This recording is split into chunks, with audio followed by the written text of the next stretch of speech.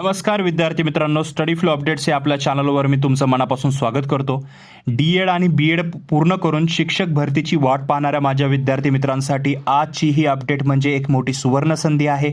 अमरावती विभागातील आदिवासी विकास विभागाअंतर्गत तब्बल 468 पदांसाठी पवित्र पोर्टलवर अधिकृत जाहिरात प्रसिद्ध झालेली आहे। जागा कुठे आहेत, अर्ज कसा करायचा आहे, शेवटची तारीख काय आहे आणि सर्वात महत्त्वाची म्हणजे पात्रता काय आहे, हे सगळं आपण आजच्या व्हिडिओमध्ये अगदी सोप्या भाषेमध्ये समजून घेणार आहोत।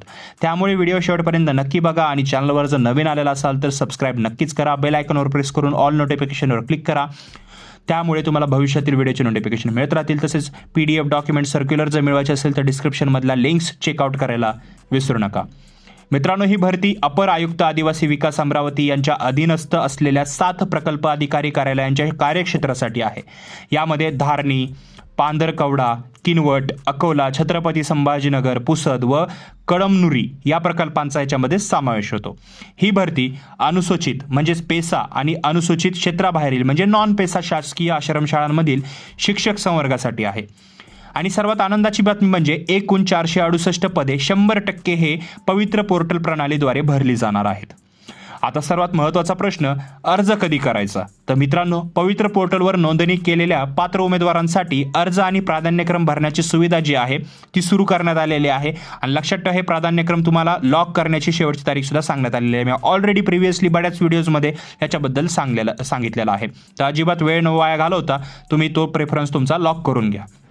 आता आपण बघूया पदांचा तपशील आणि त्यासाठी लागणारी पात्रता। आता पहिली अट आपण पाहूया। तर या बघा, या भरतीसाठी शिक्षक अभियोग्यता व बुद्धिमत्ता चाचणी 2025 म्हणजे सोप्या भाषेमध्ये टेट 2025 दिलेले उमेदवारच पात्र आहेत। तसेच तुम्ही पवित्र प्रणालीवर वैयक्तिक माहिती भरून ती स्वप्रमाणित म्हणजे सेल्फ सर्टिफाईड केलेली असणे गरजेचं आहे।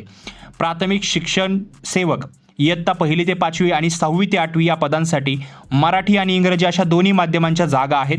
यासाठी तुमची 12वी आणि DED उत्तीर्ण असणं तुम्ही आवश्यक आहे। यासोबत टेट परीक्षेपूर्वी तुम्ही शिक्षक पात्रता परीक्षा म्हणजे टेट पेपर 1 किंवा 2 CTET उत्तीर्ण असणं आवश्यक आहे। आता माध्यमिक शिक्षण सेवक जर पाहिलं, इयत्ता 9वी ते 10वी या पदासाठी BA किंवा BSc आणि BEd असणं तुमचं आवश्यक आहे। कनिष्ठ महाविद्यालयीन शिक्षक सेवक जर पाहिलं तर यासाठी संबंधित विषयात पदव्युत्तर पदवी MA किंवा MSc आणि BEd लागतं, हे लक्षात ठेवा। जर तुम्ही पात्रता जर पूर्ण करत असाल तर तुम्ही याच्यासाठी अप्लाय करू शकता।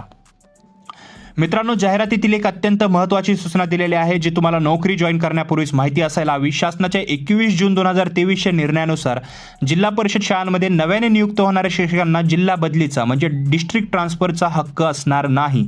त्यामुळे प्राधान्यक्रम देताना खूप विचार करून आणि योग्य काळजी करून तुम्ही प्राधान्यक्रम ठरवावा, हे लक्षात ठेवा। जाहिरातीची संपूर्ण PDF आणि अधिकृत वेबसाईटची लिंक मी डिस्क्रिप्शनमध्ये दिलेली आहे। आपल्या ग्रुपवरती मिळून जाईल किंवा पहिल्या लिंकला क्लिक करून तुम्ही चेक करू शकता। फॉर्म भरण्यापूर्वी उमेदवारांसाठी सर्वसाधारण सूचना काळजीपूर्वक वाचा। तुमच्या मनात या भरतीबाबत काही शंका असतील किंवा प्रश्न असतील तर मला कमेंट करून नक्की सांगा, मी नक्की उत्तर देईन।